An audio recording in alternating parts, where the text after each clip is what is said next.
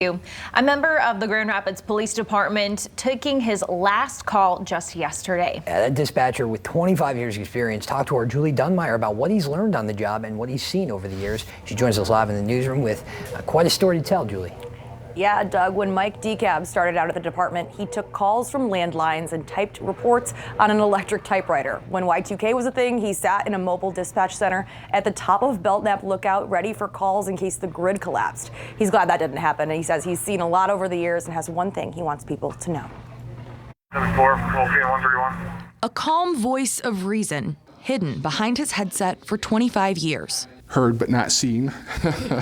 Don't call Mike DeCab a hero. They didn't see me there helping them. I was just the guy on the phone. He says he's just a dispatcher. Not many people stay in this job for very long because of the stress. A dispatcher who remembers every call that rocked the city of Grand Rapids. Those addresses are etched forever in my mind. Addresses to the home where a man held his own family hostage after killing 7 people across the city in a spree of destruction. 3232 Rickman Avenue Northeast. Mike guided officers on a high-speed chase through Grand Rapids. He was ramming the police cruisers, firing at the police cars, police officers returning fire through the windshield of their own cruiser. The address where Officer Kosminski lost his life in the line of duty. Also etched in his mind. 1233 Emerald Avenue Northeast. You know, your phone starts blowing up with the messages about what happened. Tough to deal with. And he left behind this beautiful little girl, daughter. And 55-3 Sheldon, where a double homicide weighs heavy. This is one that is haunting to the dispatchers. There are streets we never get calls for the police on. But that day, it just shows you that, you know, evil knows no boundaries.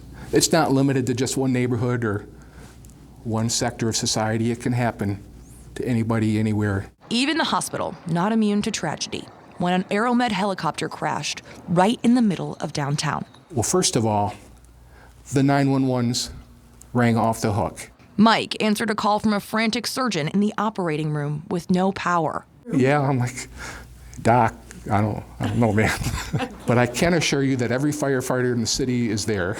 But if there's one thing to know about DeCab, it's that with every terrible call, he finds something good to hold on to. He says it's the only way he's been able to keep going. That 35 homicides in 2020 would have been easily 100 or more just, 20 years ago. On his last day, Mike got to meet someone on the other end of a call he'll never forget. When in 2008, an Easttown commercial building exploded. And this morning, I got introduced to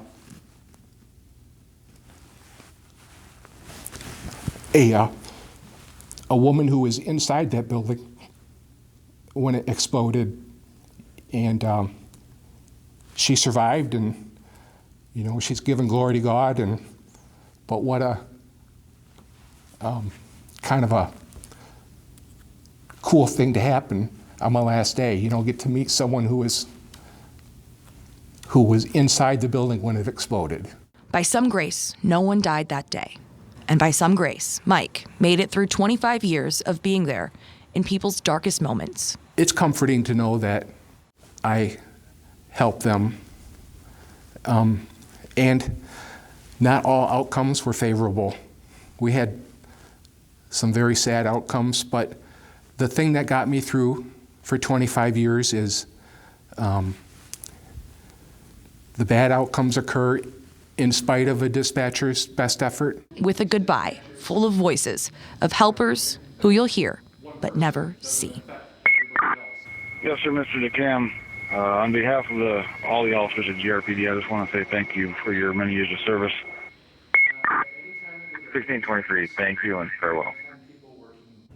Mike will be taking his talents to the Grand Rapids Community College Police Department, where he will, of course, continue dispatching. Live in the newsroom, Julie Dunmeyer, Fox 17 News. Oh, such an incredible